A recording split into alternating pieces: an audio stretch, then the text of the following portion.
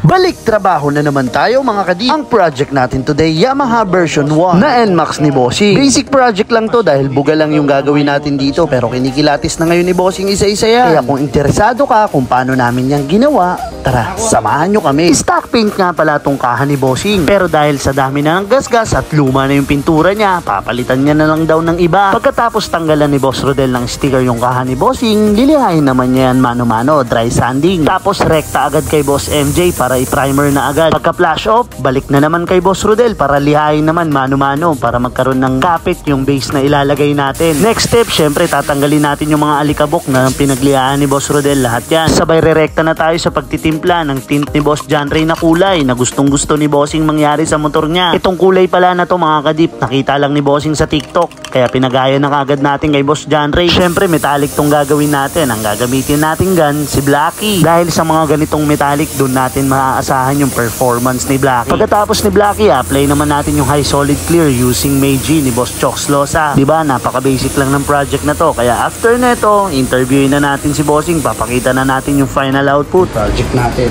Yan. Yan.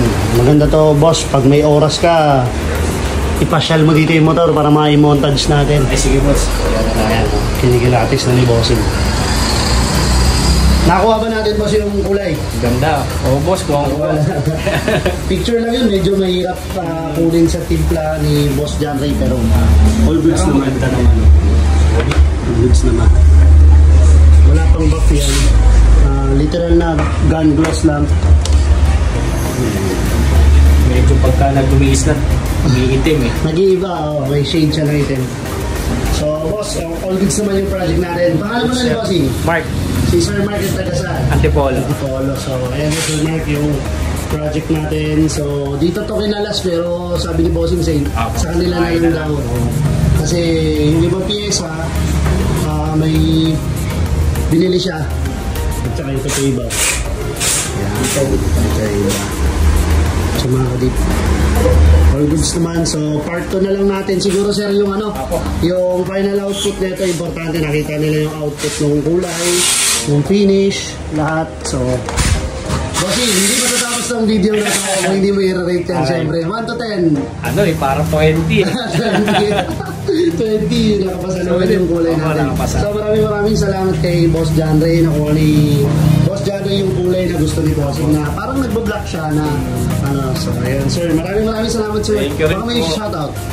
Sa misis ko lang. Thank you. Thank you. Ay, sinuportahan si Bossing dito. Boss, maraming salamat. Boss. At ayun nga, natapos na yung project natin. Hindi na natin kailangan ni part 2 dahil after 2 weeks, pumunta si Bossing ulit. Kaya nagkaroon ng chance para ma-montage natin. Muli, maraming salamat, Boss Mark. At sa mga nakasala ngayon, pasensya na, wala tayong trademark ha. Naubusan po kasi tayo eh. And then, papalitan na natin ng bagong font yung trademark natin. At itong project nga pala na to, medyo may katagalan na. Kaya pasensya, Boss Mark. Talagang napakadami kasi talagang nakapila ngayon dito sa Polworks Hydrographics hanggang sa powder coating. Kaya ikaw, pasensya na ha kung hindi ko nasasagot yung PM mo sa amin. Kaya kung interested ka, punta ka na lang sa shop. Hanggang dito na lang. To God be the glory.